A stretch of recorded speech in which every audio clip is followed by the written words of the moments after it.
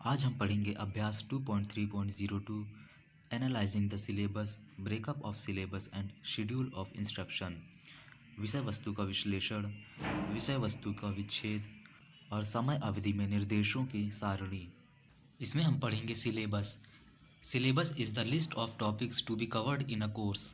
Syllabus एक course या फिर पाठ्यक्रम की एक विषय सूची है जिसके द्वारा हम अपने विषय को, अपने सब्जेक्ट को जान पाते हैं। Syllabus is an outline of the course. इसको एक कोर्स का आउटलाइन भी कहा जाता है क्योंकि हम सिलेबस देख के यह पता लगा सकते हैं कि कोर्स के अंदर क्या क्या चीज़ें हमें पढ़नी है या फिर क्या क्या चीज़ें हमें पढ़ानी है और क्या क्या चीज़ें लर्नर्स को सीखनी है।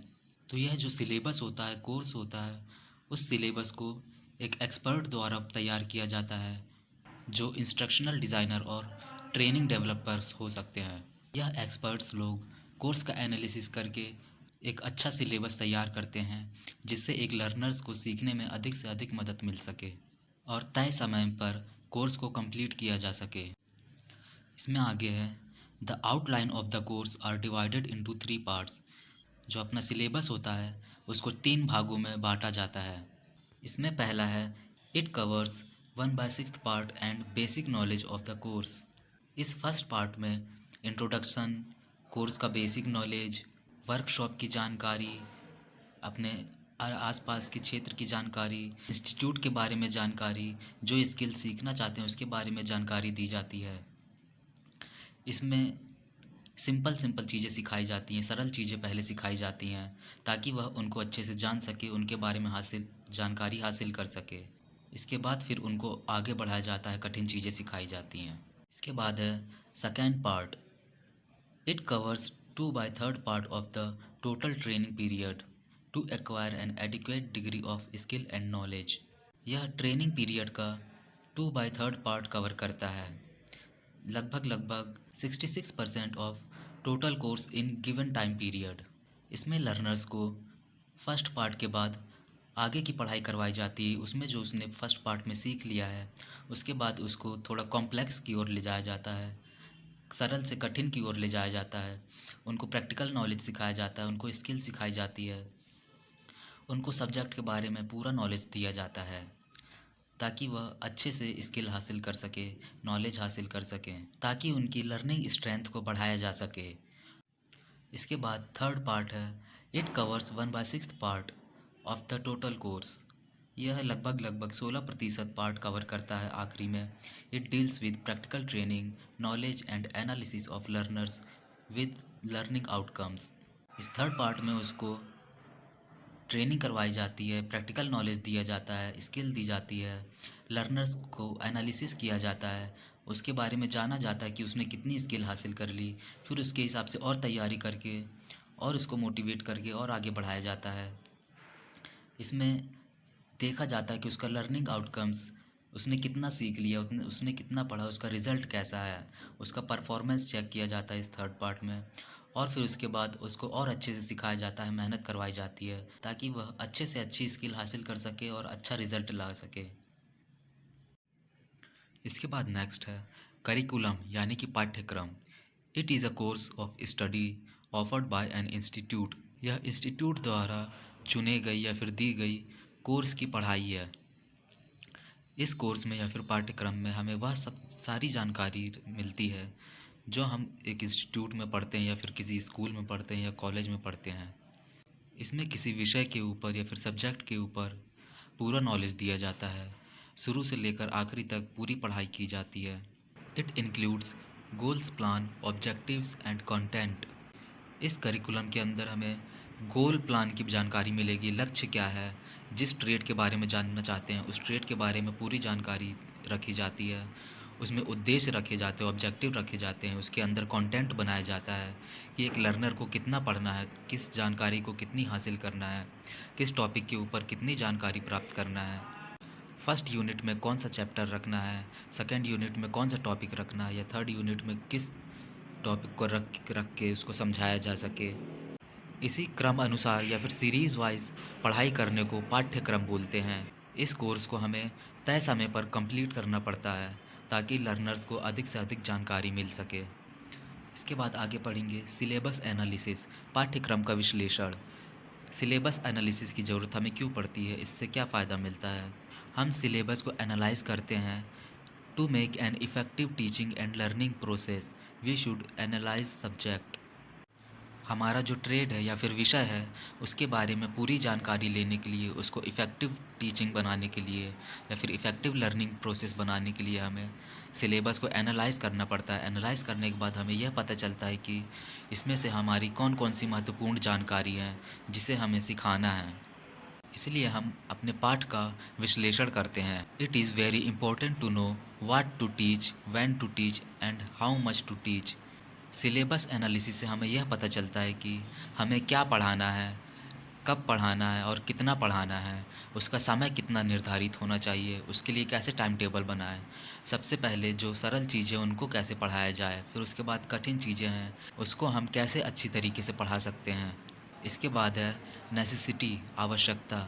सिलेबस एनालिसिस की आवश्यकता क्या है? To remove unnecessary information. Syllabus analysis के द्वारा हम जो हमारे काम की इन्फॉर्मेशन नहीं, अननेसेसरी इन्फॉर्मेशन है, उसको हम हटा देते हैं ताकि हमारा समय बच सके और लर्नर्स के ऊपर ज़्यादा बर्डन ना पड़े। सेकेंड है concentrate on the essential of the job. Syllabus analysis के द्वारा हमें अपने जॉब के ऊपर, पढ़ाई के ऊपर या फिर प्रैक्टिकल के ऊपर कंसंट्रेशन करने में मदद मिलती है। सिलेबस एनालिसिस में हमें यह पता रहता है हमें क्या पढ़ना है, किसके बारे में कितनी जानकारी लेनी है, कौन सी जानकारी महत्वपूर्ण है, हमारा जॉब प्रोफाइल क्या है। तो उस हिसाब से हम सिलेबस के अनुसार पढ़ाई करते हैं। सिलेबस एनालिसिस के द्वारा हमें यह पता चलता है to teach from simple to complex. यह सिलेबस एनालिसिस सरल से कठिन की ओर पढ़ाई करने में मदद करता है कि हम पहले सरल चीज़ें सीखते हैं। सिलेबस एनालिसिस के द्वारा हम पहले जो भी सरल सब्जेक्ट, सरल टॉपिक हैं उसको पहले अलग कर लेते हैं, उसको पढ़ाते हैं।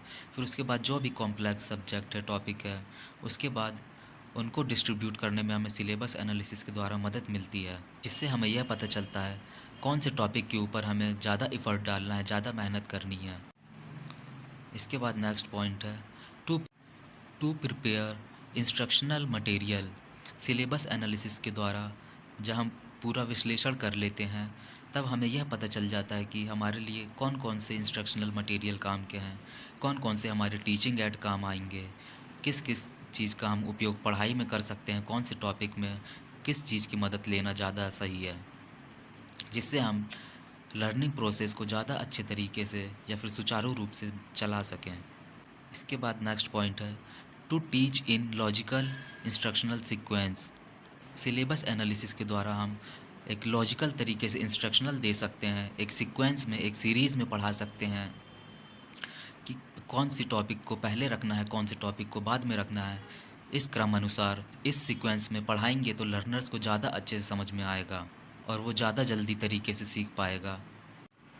आगे हम पढ़ेंगे मेथड ऑफ सिलेबस एनालाइजेशन, पाठ्यक्रम विश्लेषण विधि। Syllabus analysis is important to know the detail of course content, types of training and practical। Syllabus analysis हमें कोर्स के कंटेंट के बारे में पूरी जानकारी देता है, हमें ट्रेनिंग कैसे देनी है, किस प्रकार की ट्रेनिंग देनी है, उनसे प्रैक्टिकल कैसे करवाना है, प्रैक्टिकल की टाइमिंग क्या रखनी है, कितने तय समय पे हमें अपने कार्य को पूरा करना है या फिर टीचिंग स्किल को पूरी करनी है। यह हमें सिलेबस एनालिसिस के द्वारा ही पता चलता है। सिलेबस एनालिसिस करने के बाद एक इंस्ट्रक्टर अपने लर्नर्स को यह सिलेबस प्रोवाइड कराता है ताकि उनको भी यह पता चल सके कि उनको क्या क्या आगे पढ़ना है, कौन कौन सी स्किल हासिल करनी है। इसमें दो प्रकार के एनालिसिस मेथड होते हैं। पहला है जॉब एनालिसिस मेथड। इसमें किसी जॉब या कार्य को एनालिसिस करने के बाद छोटे छोटे भागों में बांट दिया जाता है और उन्हें सरलता से कठिन की ओर जाते हुए फिर से व्यवस्थित किया जाता है। ऐसे छोटे छोटे कार्य को करने से लर्नर्स को सेटिस्फैक्शन मिलता है। पहले वो सरल कार्य करता है और सफल होता है तो उसके मन में एक अलग अनुभूति होती है, उसे और आगे कार्य करने का मन करता है, फिर वह कठिन कार्य करने में उसको सरलता महसूस होती है। इस तरह कार्य को छोटे छोटे भागों में बांटकर हम एक बड़े कार्य को पूरा कर सकते हैं और उसके बारे में पूरी जानकारी हासिल कर सकते हैं। इसके बाद है B skill analysis method. Skill analysis method में हम लर्नर्स को जो कुछ भी सिखा रहे हैं उसका एनालिसिस यानी कि विश्लेषण किया जाता है। इससे हमें यह पता चलता है कि लर्नर ने क्या क्या चीज़ें सीख ली हैं, कितना स्किल हासिल कर लिया है और आगे उसको कौन कौन सी स्किल हासिल करने में मदद मिलेंगी, उसको सीखने में क्या क्या दिक्कतें, क्या क्या परेशानी आ रही हैं और स्किल सिखाने के लिए हम उसमें और क्या क्या सुधार कर सकते हैं जिससे वह अच्छी तरीके से स्किल सीख सके।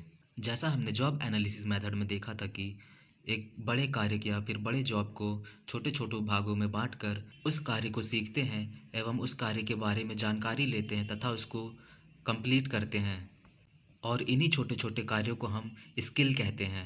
जैसे इलेक्ट्रिकल वालों के लिए सोल्डरिंग करना, तार को जोड़ना, तार काटना, यह सब उनके छोटी छोटी स्किल हैं। जैसे मैकेनिकल वालों के लिए फ़ाइल के बारे में जानकारी रहना, उसको फ़ाइल को चलाते आना चाहिए, मेटल घिसना, ड्रिल करना, यह सब उनकी छोटी छोटी स्किल हैं। यही सारी स्किल जब हम सीख लेते हैं तो वह हमारे लिए एक कार्य, एक जॉब बन जाता है। उस कार्य में हम परफेक्ट हो जाते हैं।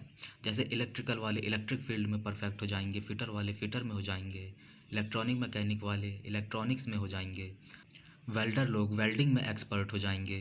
तो यह सब ट्रेड जो है वह हमारा एक जॉब है, एक कार्य है। तो यही छोटे छोटे कार्य को सीखना स्किल कहलाता है, स्किल सीखना कहलाता है।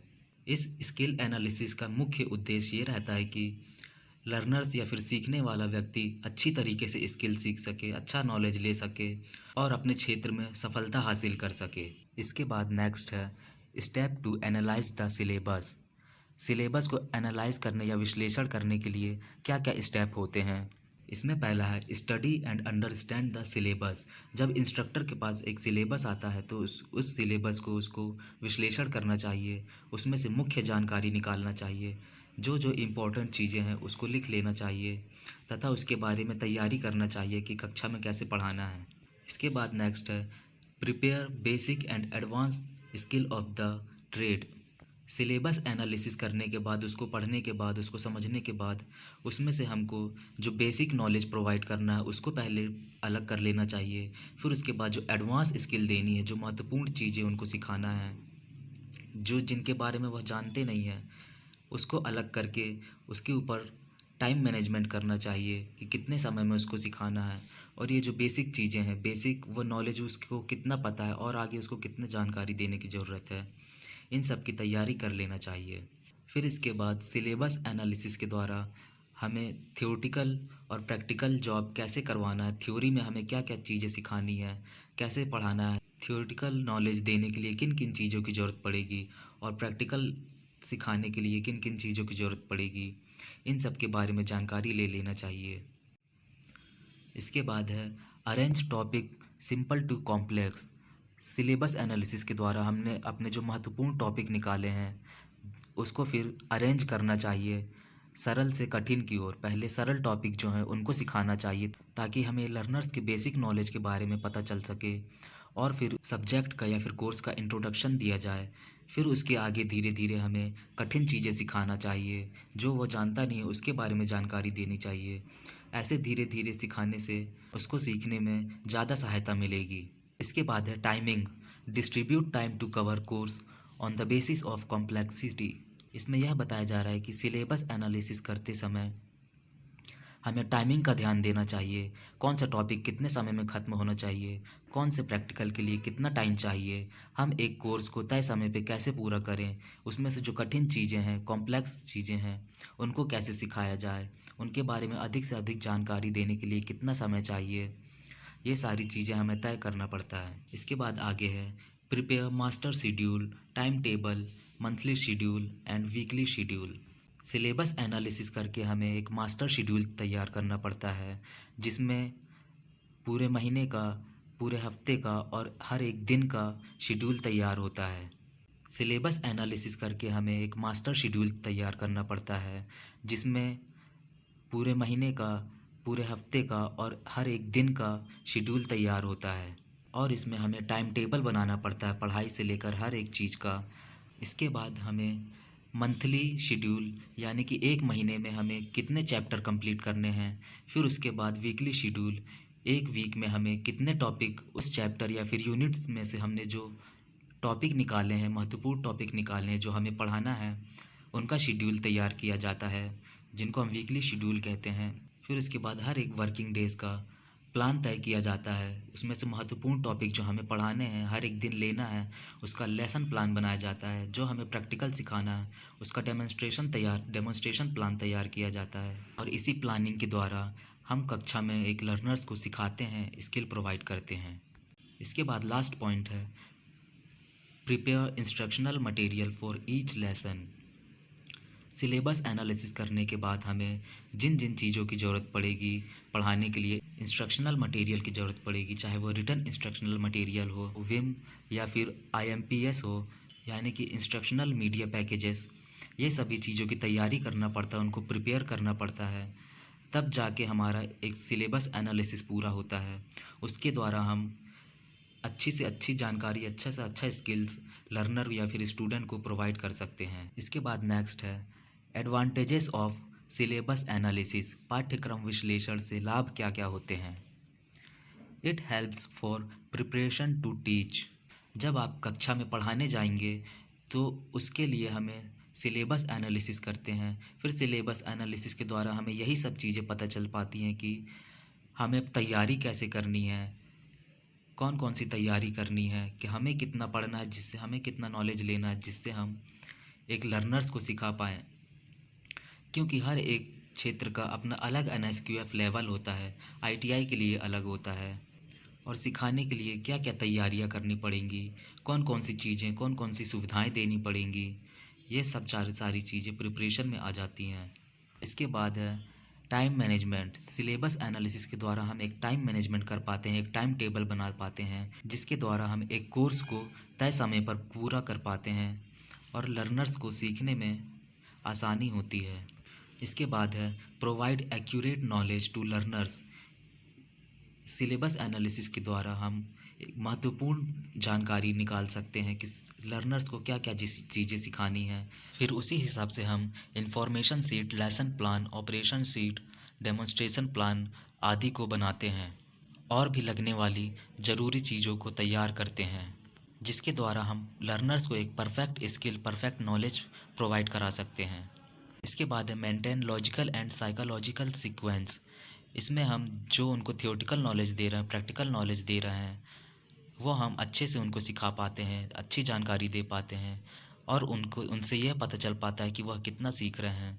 और साइकोलॉजिकल सीक्वेंस के ऊपर ध्यान दे पाते हैं कि उसका सीखने के प्रति ध्यान कैसा है, कैसा इंटरेस्ट है, कितना सीख रहा है और उसको कैसे सिखाया जा सकता है और उसके व्यवहार में कैसे बदलाव लाएं, उसके एटीट्यूड, उसके नेचर में कैसे उसको मोटिवेट किया जा सके कि वह अच्छे से सीखे। इसके बाद है it helps to achieve aim and objectives. Syllabus analysis का सबसे बड़ा एडवांटेजेस यही है कि इसके द्वारा हम किसी गोल या एम को अचीव करने में या फिर किसी उद्देश्य को हासिल करने में मदद मिलती है। इसके बाद है class controlling and successful programme. Syllabus analysis के द्वारा हम क्लास को कंट्रोल कर पाते हैं, क्योंकि हमें यह पता चल जाता है कि हमें पढ़ाना क्या है। जब हमें यह पता रहता है क्या पढ़ाना है तो फिर हम सारी इन्फॉर्मेशन, सारी जानकारी अच्छी तरीके से एक लर्नर्स को दे पाते हैं, जिससे उनका ध्यान हमारे ऊपर रहता है। वह उनके अंदर रुचि पैदा हो जाती कि वह इन्फॉर्मेशन ज़्यादा से ज़्यादा ले सकें, ज़्यादा से ज़्यादा स्किल और नॉलेज प्राप्त कर सकें। इससे वह मोटिवेटेड भी रहते हैं, क्योंकि उनको नई नई जानकारी नए नए तरीके से मिलती है, जिसके द्वारा हम क्लास को अच्छी तरीके से चला सकते हैं और कंट्रोल कर सकते हैं। और इसके द्वारा हम एक सक्सेसफुल प्रोग्राम या फिर लर्निंग प्रोसेस बना सकते हैं। इसके बाद आगे हम पढ़ेंगे breakup of syllabus and schedule of instruction with time duration. पाठ्यक्रम विभाजन और समय अवधि के साथ निर्देश सारणी। इसमें पहला पॉइंट है analyse the syllabus and find out the main objectives. इसमें हमें इंस्टीट्यूट द्वारा, कॉलेज द्वारा या स्कूल द्वारा जो सिलेबस दिया जाता है, उस सिलेबस को हम एनालिसिस करते हैं, उसका विश्लेषण करना पड़ता है। फिर उसमें से जो महत्वपूर्ण टॉपिक जो हम छांट के निकालते हैं, जो चूज़ करते हैं, उनको एक सीरीज़ में जमाते हैं, उनको बोलते हैं सिलेबस को ब्रेक करना। और इस सिलेबस को ब्रेक करने के लिए हमें पूरा सिलेबस अच्छी तरीके से पढ़ना पड़ता है, हर एक पॉइंट को जानना पड़ता है। फिर उसके टॉपिक को निकालना पड़ता है कि कौन से टॉपिक सरल है, कौन से टॉपिक सही हैं, फिर एक क्रम अनुसार उनको व्यवस्थित करना पड़ता है। फिर इसके बाद होता है bring out complex and lengthy topics and set their time. हमने जो टॉपिक्स छांट के निकाले हैं, जो चूज़ किए हैं टॉपिक, उनमें से जो सरल है उसमें उनमें कम टाइम लगेगा, लेकिन जो कठिन है उनको सिखाने के लिए किन किन टॉपिक को कितना कितना समय देना है, और उसमें से कौन कौन से लेंथी टॉपिक हैं जिनके लिए क्लास लंबी हो सकती है, उनके उनके ऊपर एक टाइम मैनेजमेंट करना, उनका समय निर्धारण करना, यह ब्रेकअप ऑफ सिलेबस के अंतर्गत आता है। उसके बाद होता है make a list of important practical topics. एक सिलेबस के अंदर हमें सारी चीज़ें दी गई होती हैं, जैसे स्किल सिखाना, प्रैक्टिकल सिखाना और बाकी जानकारी देना, जिसमें से हम थ्योरी की टॉपिक अलग कर लेते हैं, फिर उसके बाद हमें प्रैक्टिकल टॉपिक अलग करना पड़ता है। इस प्रैक्टिकल टॉपिक के ऊपर हम डेमोन्स्ट्रेशन प्लान बनाते हैं, जिसके द्वारा हम स्किल प्रोवाइड कराते हैं। फिर आगे है prepare the topics arranged in an order to implement with appropriate date and time allotment for lesson and demonstration. हमने जो लेसन एंड डेमोन्स्ट्रेशन प्लान तैयार किया है उनका समय निर्धारण करना पड़ता है कि एक लेसन प्लान को पढ़ाने में कितना समय लगेगा। फिर उसके बाद एक डेमोन्स्ट्रेशन प्लान सिखाने के लिए या फिर स्किल सिखाने के लिए हमें कितना समय चाहिए। हर एक दिन का अलग अलग टाइमिंग होना चाहिए। किसी को सीखने में ज़्यादा समय लगता है और किसी चीज़ को सीखने में कम समय लगता है। उसी हिसाब से हमें टाइम का मैनेजमेंट करना पड़ता है, ताकि दिए गए समय में यानी कि 1 साल के अंदर हमें पूरी तरीके से एक लर्नर्स को सभी चीज़ें सिखा पाएँ। इसके बाद लास्ट पॉइंट है schedule is prepared for 26 week. जो भी शेड्यूल तैयार किया जाता है वो 26 हफ्तों का रहता है, और हर हफ्ते में 5 एक्चुअल वर्किंग डेज़ होते हैं। अगर एक हफ्ते में अगर किसी दिन छुट्टी पड़ गई तो वह वर्किंग डेज़ नहीं कहलाएगा, वो हॉलीडे हो जाएगा। तो एक हफ्ते में हमारे जो 5 एक्चुअल वर्किंग डेज़ होते हैं, उसी हिसाब से हमें शेड्यूल तैयार करना पड़ता है, और इसी स्केड्यूल के साथ हमें लेसन प्लान और डेमोन्स्ट्रेशन प्लान की तैयारी करनी पड़ती है। इसमें चार्ट के द्वारा आपको हर एक चीज़ समझाया जा रहा है। सबसे पहले ऊपर है सिलेबस। सिलेबस का एनालाइज करना है, उसको स्प्लिट यानी कि ब्रेक करना है। फिर उसके बाद उसका शेड्यूल तैयार करना है। फिर उसके बाद ग्रेड एक्सरसाइज, उसमें स्किल में आपको क्या क्या चीज़ें रहेंगी। इसमें एक्सरसाइज होगी यानी कि थ्योरी होगी, फिर उसके बाद प्रैक्टिकल होगा। फिर आप लेफ्ट तरफ देखेंगे रिलेटेड थ्योरी। जो भी थ्योरी पढ़ाना है उसका लेसन्स, उसके इंस्ट्रक्शंस आपको फॉलो करने हैं, उसको समझना है। क्लास में कौन सा लेसन लेना है उसका नोट्स बनाना है। फिर उसके बाद इंफॉर्मेशन शीट तैयार करनी है। जो ज़रूरी इंफॉर्मेशन है उसकी शीट बना लेना है, एक उनका नोट बना लेना है। फिर इन्हीं के द्वारा आपको लेसन प्लान तैयार करना पड़ेगा। लेसन प्लान तैयार करने के बाद आपको टीचिंग एड यानी कि पढ़ाने के लिए क्या क्या चीज़ें लगेंगी, जैसे वॉल चार्ट हो गया, चार्ट के द्वारा समझा सकते हैं। ट्रांसपेरेंसी हो गई, पढ़ाने के लिए जो जो चीज़ें लगेंगी, जो जो उद्देश्य, जो जो ऑब्जेक्ट लगेंगे उसके बारे में बताना। फिर उसके बाद मॉडल के माध्यम से समझा सकते हैं, किस चीज़ का मॉडल ला के आप दिखा सकते हैं उसके बारे में जानकारी देते हैं। फिर इसके बाद एनी अदर आइटम, जैसे प्रोजेक्टर हो गया, कोई भी चीज़ें हो गई जो पढ़ाने के लिए ज़रूरी हैं, वाइट बोर्ड हो गए, कंप्यूटर हो गया, लैपटॉप हो गए, इन्हीं सब चीज़ों की ज़रूरत पड़ती है पढ़ाने के लिए। फिर इसके बाद राइट तरफ आप देखेंगे प्रैक्टिकल्स के बारे में बताया गया है, यानी कि स्किल एक्सरसाइज। उसमें आपको प्रैक्टिकल करवाना पड़ता है, स्किल सिखाना पड़ता है। स्किल सिखाने के लिए आपको प्लान बनाना पड़ेगा, एक डेमोन्स्ट्रेशन देना पड़ता है, जिसके लिए आपको डेमोन्स्ट्रेशन प्लान बनाना पड़ेगा। इसी को डेमो प्लान बोलते हैं। Prepare demo plan separately. हर एक स्किल सिखाने के लिए, हर एक चीज़ का डेमोन्स्ट्रेशन देने के लिए अलग अलग डेमोन्स्ट्रेशन प्लान बनाना पड़ता है। इसमें आप एक सिलेबस देख रहे होंगे जो कि एक वेल्डर का सिलेबस है, जिसका NSQF लेवल 6 है।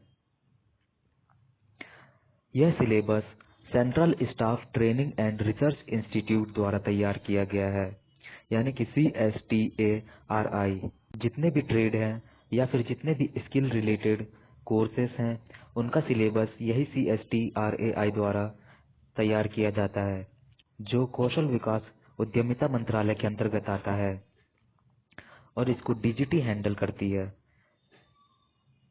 इसके बाद हम देखते हैं यह एक इंजीनियरिंग ट्रेड है। इसमें NSQF level 6 craft instructor training scheme CITS developed by government of India, ministry of skill development and entrepreneurship, यह DGT के अंतर्गत आता है। इसका जो एड्रेस है वह सॉल्ट लेक सिटी, कलकत्ता है। इसमें यहाँ आप कंटेंट देख सकते हैं, इसमें कंटेंट्स दिए हुए हैं। फिर इसके बाद कोर्स का ओवरव्यू दिया गया है, कोर्स के बारे में बताया गया है। फिर यहाँ ट्रेनिंग सिस्टम के बारे में बताया गया है। फिर कोर्स का स्ट्रक्चर बताया गया है कि national training hours professional skill trade practical के लिए 640 हैं, प्रोफेशनल नॉलेज ट्रेड यानी कि ट्रेड थ्योरी के लिए 240 आवर्स हैं। इसमें इंजीनियरिंग टेक्नोलॉजी, ट्रेनिंग मेथोडोलॉजी, ये सभी चीज़ों के बारे में जानकारी दी गई है। Progression pathways, assessment and certification के बारे में बताया गया है कि कैसे करना है, फॉर्मेटिव असेसमेंट कैसे किया जाए, और इसमें समेटिव असेसमेंट, फिर उसके बाद फाइनल असेसमेंट में क्या क्या चीज़ें करनी है। इसके बाद पास क्राइटेरिया क्या है, इस सिलेबस में बताया गया है। फिर इसके बाद असेसमेंट गाइडलाइन, फिर परफॉर्मेंस लेवल, वेटेज रेंज कितना होना चाहिए, 60% to 75% to be allotted during assessment. इसमें एविडेंस के बारे में बताया गया है। Demonstration of fairly good skill establish a rapport with audience. फिर इसके बाद जनरल इंफॉर्मेशन दी गई है वेल्डर ट्रेड के बारे में। NSQF level 6, duration 1 year, unit strength, number of student 25, minimum age 18 years होनी चाहिए, पावर नॉर्म्स 20 किलोवाट। इसमें हर एक चीज की जानकारी दी गई है, सर्टिफिकेट कौन सा मिलेगा, क्या चीज कितनी रहनी चाहिए, और वेल्डर CITS के लिए क्या क्या होना चाहिए। Bachelor of vocational degree in mechanical production engineering from AICTE, all India council for training educational, और UGC united grant commission, recognised board, university with 2 years experience in relevant field. इसमें workshop science and calculation के बारे में बताया गया है। Engineering drawing में क्या क्या चीजें आपके पास होनी चाहिए, ट्रेनिंग मेथोडोलॉजी। फिर इसके बाद जॉब रोल क्या है। फिर जॉब रोल के बाद इसमें आगे लर्निंग आउटकम, पढ़ाई के बाद क्या क्या चीजें हमें सीखने को मिलेंगी, उन सब चीजों के बारे में बताया गया है। इसके बाद कोर्स कंटेंट, एक कोर्स में क्या क्या चीजें होंगी। ये आ गया अपना syllabus. Syllabus for welder CITS trade, trade technology. इसमें ड्यूरेशन दिया है 16 आवर्स प्रैक्टिकल का और 6 आवर्स थ्योरी का। इसमें रेफरेंस लर्निंग आउटकम क्या क्या होना चाहिए, recognise and comply safe working practice, environment regulation and house keeping. इसमें सेफ्टी के बारे में बताया गया है कि वर्कशॉप में सेफ्टी कैसे रखें और एनवायरनमेंट को अच्छा कैसे रखें, हाउस कीपिंग कैसे अच्छी रख सकते, किस तरीके से हाउस कीपिंग करना चाहिए, जो अपन ने 5S टेक्नोलॉजी के बारे में पढ़ा था। इसमें प्रोफेशनल स्किल यानी कि ट्रेड प्रैक्टिकल में हमें क्या क्या करना चाहिए, और प्रोफेशनल नॉलेज यानी कि ट्रेड थ्योरी में हमें क्या क्या सीखना है। तो यह सिलेबस है। इनमें से अब हमें एक एक टॉपिक अलग करना पड़ता है ट्रेड प्रैक्टिकल के लिए। ट्रेड प्रैक्टिकल के लिए जो हमें सिखाना है, और फिर इसमें थ्योरी में से अलग एक एक पॉइंट अलग करना चाहिए, एक एक टॉपिक निकालना चाहिए जो जरूरी है। सबसे पहले जो सरल है उनको, फिर जो कठिन है उनको। तो इन टॉपिक का फिर लेसन प्लान बनता है, और ट्रेड प्रैक्टिकल में से डेमोन्स्ट्रेशन प्लान बनाया जाता है। तो ये था सिलेबस। इन्हीं सिलेबस में से अलग अलग टॉपिक निकालकर उनको रीअरेंज करना, यानी कि छोटे छोटे भागों में बांट देना, उसको सिलेबस ब्रेकअप कहते हैं। तो ये हमारा सिलेबस था जिसके बारे में अपन ने जानकारी ली। इसमें और भी आगे कई चीजें लिखी हुई होती हैं। सिलेबस फॉर कोर स्किल, ये सब आप अपने ट्रेड का सिलेबस डाउनलोड करके उसको अच्छे से पढ़िए, ताकि आपको अच्छे से समझ में आए कि एक सिलेबस होता क्या है। क्योंकि जब आप अपने ट्रेड के सिलेबस को पढ़ेंगे, जो चीज़ आपको सीखनी है उसके बारे में पढ़ेंगे, तभी आपको पूरी जानकारी हो पाएगी। इसमें क्या क्या चीज़ें दी गई होती हैं और वह चीज़ें क्यों दी गई होती हैं, ये सारी चीज़ें आपको जानकारी हासिल हो जाएगी। इसमें इंफ्रास्ट्रक्चर के बारे में बताया गया है, टूल्स एंड इक्विपमेंट के बारे में भी बताए गए हैं, leather apron, leather hand gloves, हर एक चीज़ के बारे में जानकारी दी गई रहती है। अगर आपका इलेक्ट्रिकल ट्रेड है तो उसके बारे में पूरी जानकारी दी गई होगी, क्या क्या मशीनें यूज़ होती हैं, कौन कौन से इक्विपमेंट यूज़ होते हैं, क्या क्या सेफ्टी आपको रखनी है। यह सिलेबस में हर एक चीज़ के बारे में दिया गया हुआ होता है। इसमें एक इंस्ट्रक्टर को क्लास में पढ़ाने के लिए क्या क्या लगेगा, और भी कई सारी चीज़ें इनमें जैसे नाम दिया गया है, name and designation, member sector of mentor council, ये सब list of experts member participated for finalizing the course curricula of welder CITS held on CSTA RI Kolkata. ये वो लोग हैं जिन्होंने एक सिलेबस को तैयार किया है वेल्डर का। इनको इंस्ट्रक्शनल डिजाइनर या फिर ट्रेनिंग डेवलपर्स कहा जाता है। यह member of sector mentor council है। यह हर चीज को देखते हैं, हर चीज का एनालिसिस करते हैं, साइकोलॉजी टर्म देखते हैं और फिर बहुत मेहनत के बाद एक सिलेबस को तैयार करते हैं। ये काफी ये जो मेंटर हैं ये काफी बड़े बड़े प्रोफेसर हैं। जैसे पहले नंबर पर डॉक्टर जी भुवनेशेकरन, AGM WRI त्रिची, यह चेयरमैन है। डॉक्टर के अशोक कुमार, AGM भेल, Bharat heavy electrical limited Trichy के ये मेंबर हैं, AGM है। असिस्टेंट जनरल मैनेजर प्रोफेसर ज्योति माखोपाध्याय, ये IIT अहमदाबाद की एक मेंबर हैं। तो इतने बड़े बड़े ऐसे ऐसे एक्सपर्ट को आपका सिलेबस तैयार करने के लिए रखा जाता है। सोचिए कितनी मेहनत की जाती होगी एक सिलेबस को तैयार करने में, शुरू से लेकर आखिरी तक पूरी जानकारी देने के लिए। एक इंस्ट्रक्टर और एक लर्नर्स के लिए क्या क्या चीजों की जरूरत पड़ेगी वह सब तैयार किया जाता है, और इनको बनाने में काफी समय लगता है। इसलिए आप अपना सिलेबस एक बार अच्छे से पढ़िए। ये हमारे स्किल का मोनो है, कौशलम बलम।